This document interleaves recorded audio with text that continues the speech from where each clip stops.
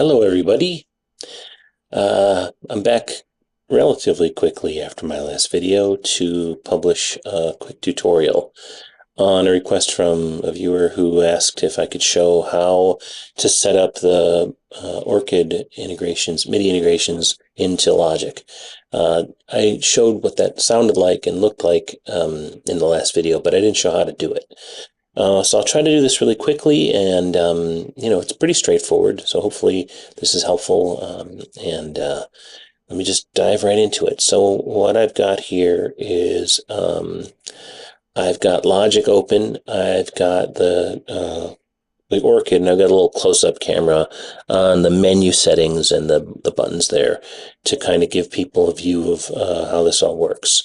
And I'll flip back and forth between the user manual on the Telepathic Instruments website and, of course, Logic, where I'm going to set up all the configurations.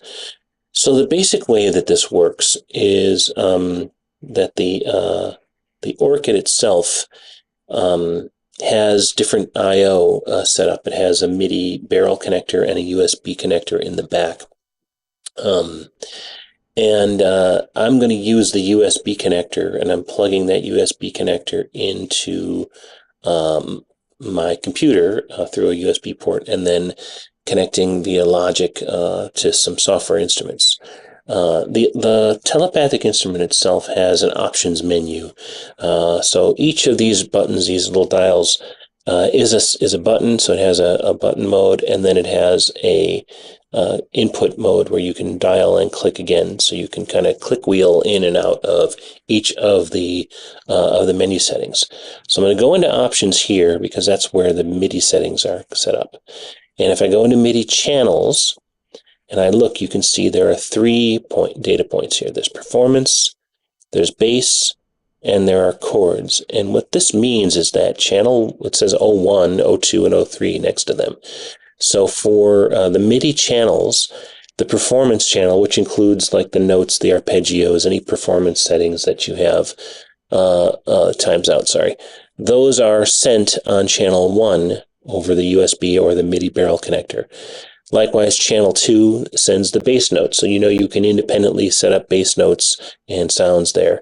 And then third, that chords setting, so that layer is sent on channel 3. I mean, it's pretty simple. You can change those channels, but at the end of the day, what you're really doing is you are playing notes here, using all the chord settings to elaborate those individual notes into chords, and then you are sending each layer of that over a separate MIDI channel. Now, what happens is if I'm just playing and I have my Logic project set up here, and I have an audio input set up with a stereo out from my Orchid, you'll just hear, I just have a performance patch set up with a little pattern. It's playing chords and it's playing a bass note. Pretty straightforward. And of course, that's cool enough because I can do all kind of stuff with that. Doing all the chord inversions, the voicing dials and things like that, changing the patterns, the tempo, everything. But it doesn't really stop there, as we know, right? So what I want to do for the tutorial is open up a software instrument in Logic. And right now I'm just going to set up a pad. So I'm going to open up a new patch here. I'm going to go to synthesizers. I'm going to go to pads, and I'm just going to pick the dark pad. Okay, dark pad. So now what I've got is I've got a audio input from the Orchid, and I have the MIDI. And so now when I play this, you can hear that it's layering now that pad.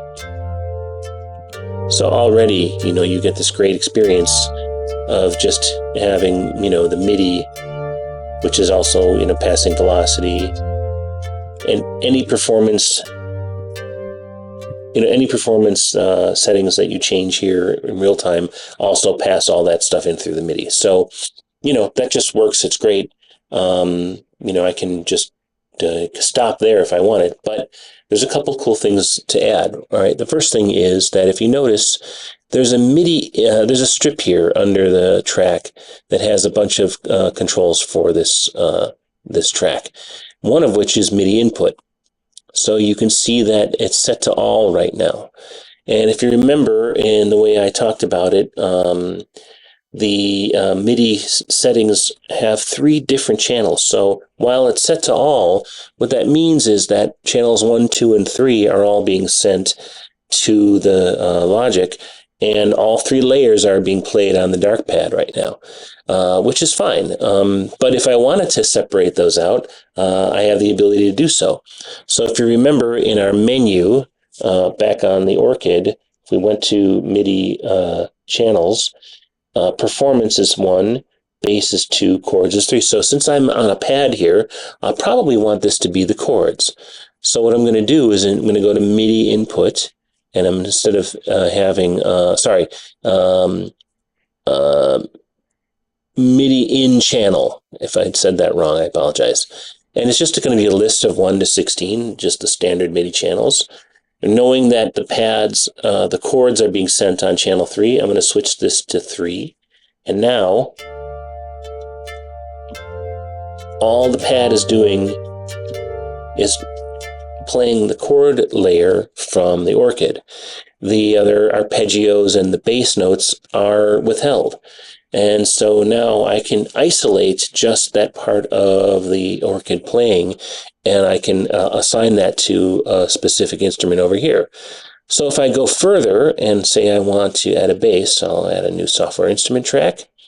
And in there, I'm going to go back to synths again, and I'm going to go to the basses, and I'm going to pick, I don't know, some blooming bass. That sounds lovely. Okay, so now what we have here is, of course, we have it set to all. So what that means is, so if I'm just going to solo this track, it's a mono instrument, so it's going to be kind of weird because it's sort of trying to take the first in, first out note there.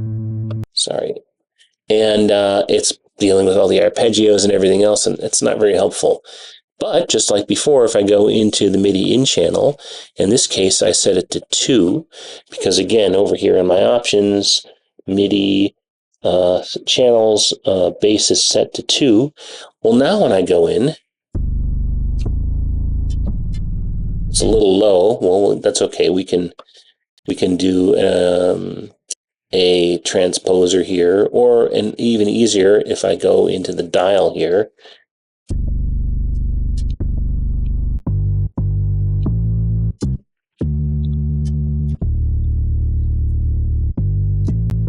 Okay, cool. So now I've actually changed the note intervals that I want to send to the bass, and you can hear that I'm isolating them.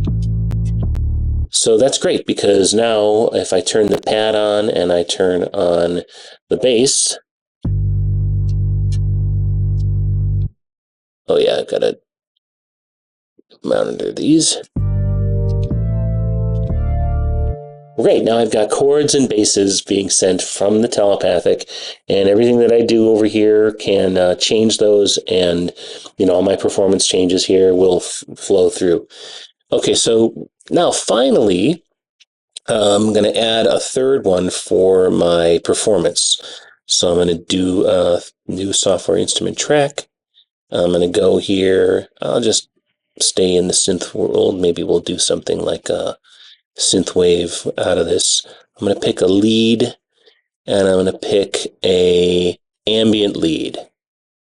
Okay, now again, don't forget that if we turn this on and we play, it's got that same problem where it's playing all the notes, and it's not going to sound great because there's just too much going on there from the Telepathic. But we'll go in, and this time we will switch the MIDI input channel to channel 1. Because remember, I know this sounds repetitive, but that's what tutorials are after all. Under there, I have performance on channel 1. And so now, when I play here, it's just going to take the notes that are played by the pattern, the other arpeggiator, or the performance mode, and it's going to send those to the DAW.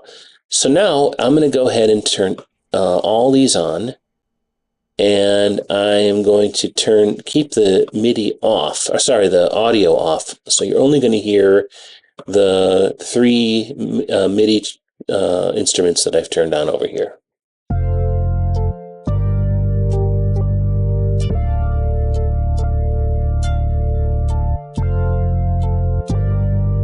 Sounds cool.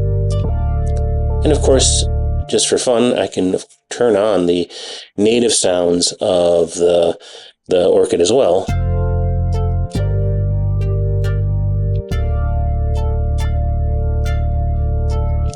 And that's pretty much all there is to it. I mean, anything you can do with adding layers, adding additional arpeggiation. Of course, if I multi-track record, or I can record one time and move copy-paste the MIDI performances over, all that stuff is just standard, uses of Logic in that case. But this sort of splitting out of the three layers, I think, is the tricky bit and the innovative part that allows you to essentially control an entire ensemble with just this little baby Orchid keyboard. And once you're able to do that, now, you expand the performance capabilities of the device, and I could trigger, anything I want. I think there's further MIDI settings and other things that I can play with, performance modes, single note modes, other things like that.